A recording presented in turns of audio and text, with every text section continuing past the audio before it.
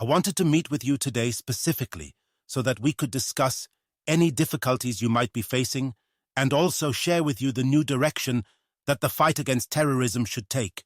We need to offer more advice and draw lessons from everything you have experienced over time.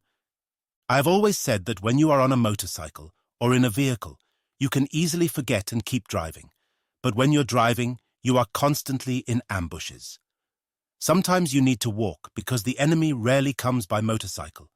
They either push it or leave it somewhere and walk. We need to do the same thing. Organize within your different bases to never be surprised, because there's a question that remains unanswered. Why are we surprised there? We need to make an effort. I do not agree that we should be surprised. Do you agree with me? But why are we surprised? It's because we let our guard down. We think, well, we've worked here, it's more or less okay, and we become less focused. I urge you never to lose concentration. When there's an attack somewhere and people are surprised, we know because when people are surprised, they call to say, we are under fire, and that's how they call for air support. We prefer to hear that you see them coming. When you are not surprised and you have the time to tell us that you see them coming, it allows you to take action to fight and also for the drones to act.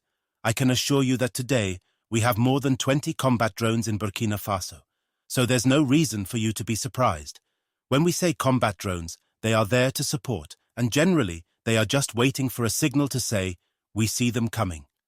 But most of the time they are called to say, this post is under fire, and eventually when the enemy retreats, they are used to strike. We paid for combat drones so that they are used, not to be idle. We paid for them so you can keep watch and tell us when you see the enemy coming. Otherwise, we would have bought observation drones only, which are less expensive. We want to see them and eliminate them, so do not sleep, whether it's raining or windy. Don't sleep in the rain. That's why I wanted us to meet today, because the rain has started, nature is becoming green, the leaves have grown a lot, and bad weather is not a moment of weakness. You need to stay awake in the rain. We have long wanted people to organize, go out, and clear the edges of the roads, because the tendency for directed minds is becoming too much. If we clear a lot, and the road is free for 100 meters on either side, it allows us to carry out other actions. You need to organize the population to clear the areas around your towns and villages, dig trenches, and ensure that directed minds cannot be placed against you or the population. Everyone must get involved. Around your communes or villages, you should dig trenches. Yes, we have machines that have come, but it's not possible to deploy them everywhere in Burkina.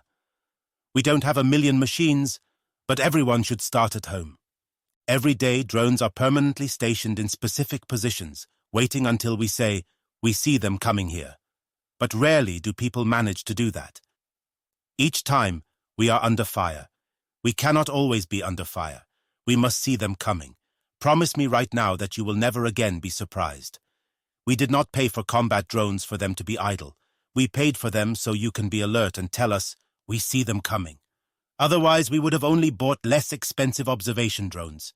You must mobilize your populations to dig trenches and protect yourselves until the machines arrive to dig the trenches and complete the work. It is you who defend the communes and villages. If you tell them to go out and dig, the enemy should not pass through there. Dig deep, close it off, and settle there. Your posts should be built around the village because combat is not about one single position. Other positions are good for the village, but not enough. Make the villagers dig trenches, and I have provided models. If the trenches are not properly dug, it's incomprehensible for our own safety. When we see things like this, it hurts. Even if you have collective weapons, if your defenses are weak, the enemy can drive up to your post. Even if you have built what you were told to build, without the right setup, the enemy can pass by. It's not good. Even if you have built what we told you, you need to dig trenches. If the enemy tries to drive over them, they should fall in or stop there, and you will have time to adjust your fire. Is this complicated? There's work to be done. We must not be lazy. Mobilize the population. It's not just about your work. Everyone must understand that you have decided to sacrifice for them.